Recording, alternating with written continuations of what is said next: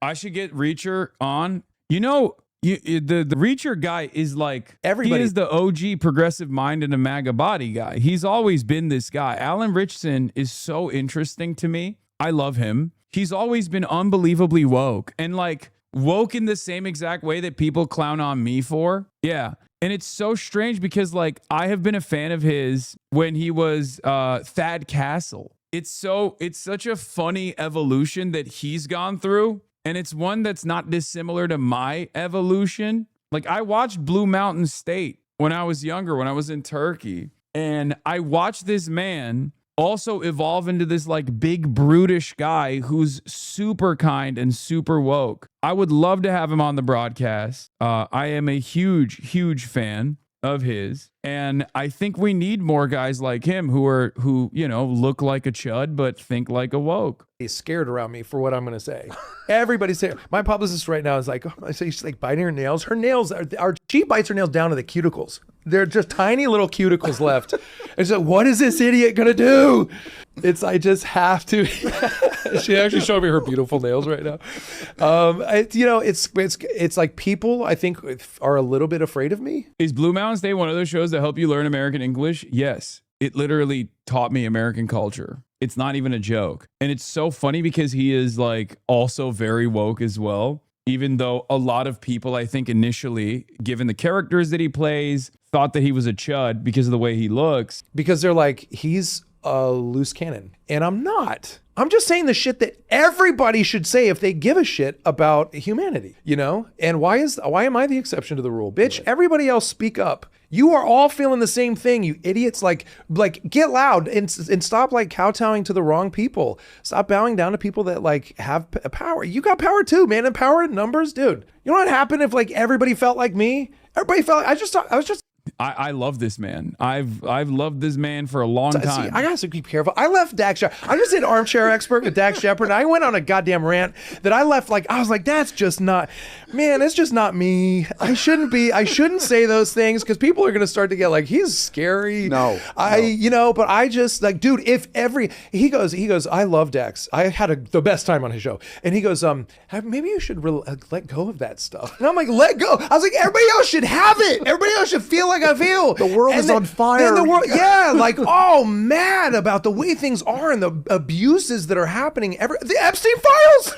The fucking Epstein files. God damn it. He's so cool. He's so cool. I love him. He is the perfect guy. Yeah, he does not. I just checked. He does not follow me, for the record. He does not follow me, but it makes me want to watch Reacher. It's one of my dad's favorite shows. I've always placed Reacher as like a dad show for that reason. He loves Landman and he loves Reacher. Like those are dad shows in my mind, but I've heard that it's like awesome. So I guess it's time to watch Reacher, man. Mark Ruffalo mentioned you in a tweet. What'd he say? Why won't he come on the broadcast? How about Mark Ruffalo me on Twitter? It's Ruffalo like Buffalo. Guys, I know. He's one of the most famous actors of our generation. Meet Hassan Piker. Why is he the scariest man in America? Progressive streamer Hassan Piker joins Wajahat on the Joanne Reed show to respond to the great establishment. Freak out over his involvement. Mark Ruffalo says the centrist Democrats should probably start talking about affordability and not Hassan Piker. The voters have had it with their coziness with AIPAC, Israel corporations, and the oligarchs and their attacks on those who are talking about those things. Mark, please come on the broadcast, man. What are we doing? Adam Mockler goes on Kara Swisher's podcast and defends your boy. Let's take a look. Should Al Saeed separate from him? I think that when it comes to Hassan Piker and Abdul, there doesn't need to be a disavowal. I think that's fruitless, and I think it's just conceding to these right-wing frameworks. I genuinely think that Donald Trump surrounds himself with people that are just as like radical as Hassan Piker on a daily basis. The way that Stephen Miller is always screaming and frothing at the mouth on Fox News every single week. I mean, Donald Trump surrounds himself in campaigns with many extremist radical people. No, he's not doing the horseshoe theory. He's literally saying like, it's ridiculous to concede on oppositional framing when it comes to these like cynical attempts of trying to catch Democratic politicians on the back foot to be like, oh, you have to disavow Hassan Piker when they're hanging out with some of the worst figures of all time.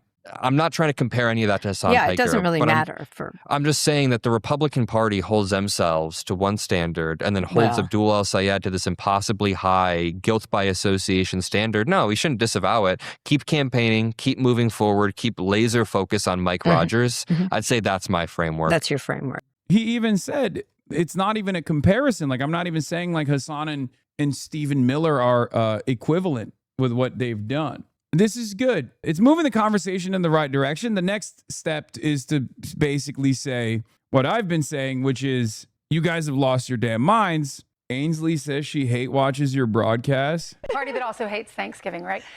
Well, El Sayed, he's out in these tight T-shirts. You have AOC with her pretty smile. She's beautiful. She's got the red lipstick. You have, who else? You have Mamdani, always smiling, always singing, seemingly positive.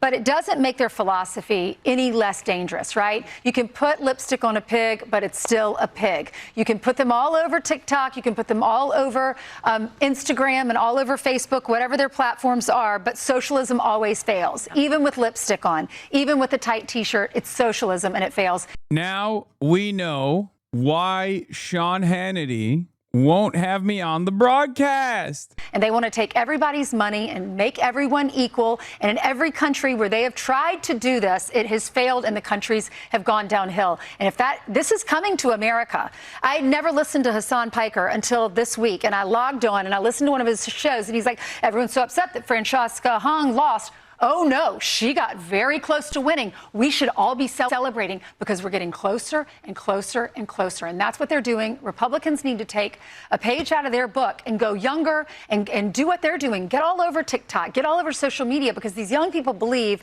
when you tell them we're going to pay for everything in your life, they think, oh, that's Now we know. It's crazy. wonderful. We can do that. They're not educated enough to know that socialism doesn't work. We run out of money. Now we know. Now we know why Sean Hannity, who initially wanted to debate me on a show, will no longer have me on the broadcast, but will only talk about me. Hassan should do more discussions and talks with these people instead of just reacting to the videos, kind of one-sided to react to a video. Brother, do you live on the planet Venus or Mars? What are you talking? You think I don't want to have a conversation with Sean Hannity or any number of different like high profile mainstream media figures that talk about me every fucking day? Yeah, I know, man. Yeah, that would be nice, wouldn't it? Great point, man. Great point. You tuning in from dial up? What's going on? I agree. It's just not happening. It's not it's not within the realm of possibility for me. I would like to. It's just not up to me.